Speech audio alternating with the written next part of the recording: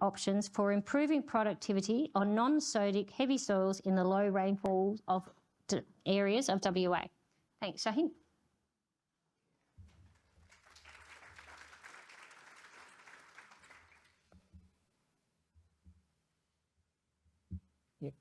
So thanks for the introduction. Good afternoon, everyone.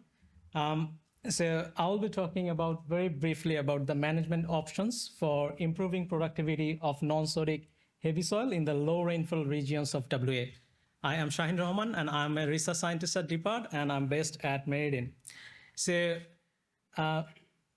why non-sodic heavy soil? Is it working? Yep.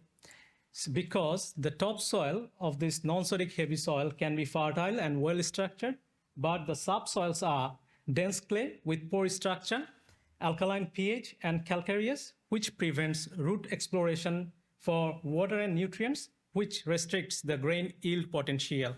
So based on these, we aim to investigate whether the loosening of the dense layers through deep reaping, followed by growing crops with vigorous root system, can improve subsoil structure, exploration of roots in subsoil, and crop yield in subsequent years.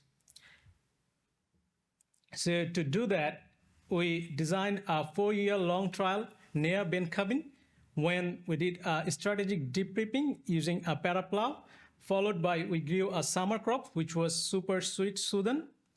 And in winter 2021, we had 5 different crop species based on their vigorous of roots, including a fallow treatment. And we looked into the effect of deep reaping summer crop and different crop species on the yield of barley in winter 2020 and 2023. Based on this study, I will be sharing a few of the findings now with you guys. So let's start with what happened with deep reaping on the soil strength.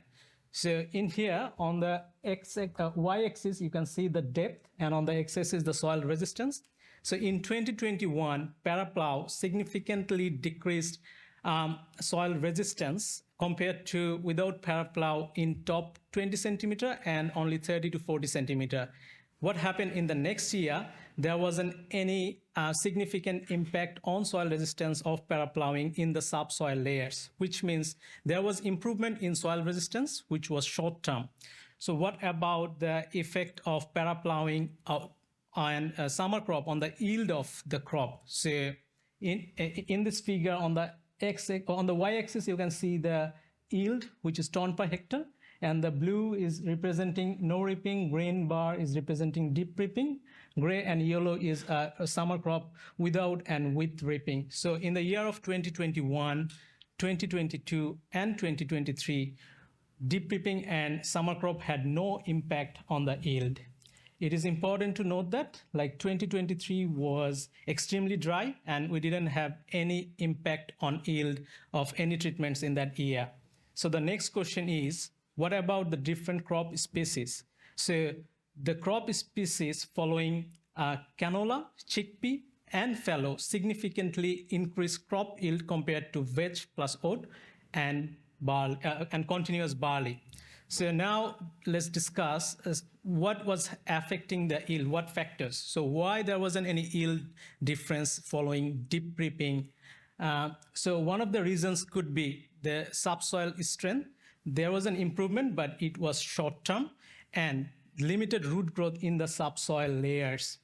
And why there was an increase in the yield following different crop species? One of the reasons could be there was an increase in nutrient availability, especially available nitrogen following canola and fallow, and significantly increased phosphorus availability following chickpea. And one another reasons could be there was less weed and disease, which is a very common phenomenon after a break crop such as canola and chickpea. So some of the take-home messages from here. So deep reaping had no significant impact on the crop yield compared to no reaping in this dense non-sodic heavy soil. Summer crops such as super sweet Sudan forage sorghum could potentially be used to fill the feed gap for grazing because it had no significant negative impact on the yield of the following crops. And barley yield can significantly increase following a fallow or a break crop compared to continuous barley. So I would like to acknowledge GRDC and DPERT for funding the grower, the Sash family, and my team member, especially Gauss and Jenny, who initially established this experiment in 2022. So thank you very much. Yes. Sorry, I had another slide. It didn't get updated probably. So there was a request from our chief scientist, Ben Bidoff, to join the agronomy conference happening in Albany this year, October. Thanks. It wasn't updated in here, so I put it in the last slide. Nice to see Ben's taking advantage everywhere. So thank you so much, Shahin.